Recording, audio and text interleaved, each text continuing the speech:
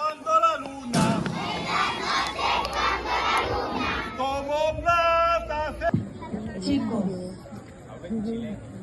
para nosotros es muy importante que ustedes estén acá hoy.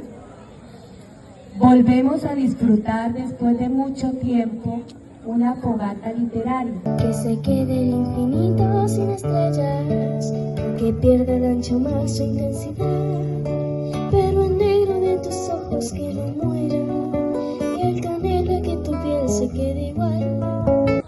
Hoy vamos a hablar del libro Aquí estamos. De las maravillas que tiene La tierra. a partir de ahora te convertirás en osa. Zeus le contó a Alcas cómo su madre... Buenas noches.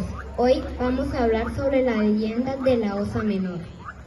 Como hemos dicho, de todas formas hay que tener en cuenta que hay un fenómeno conocido como percepción de las... Este es el grito más aterrador que ustedes van a poder escuchar. Y es el grito de un espanto.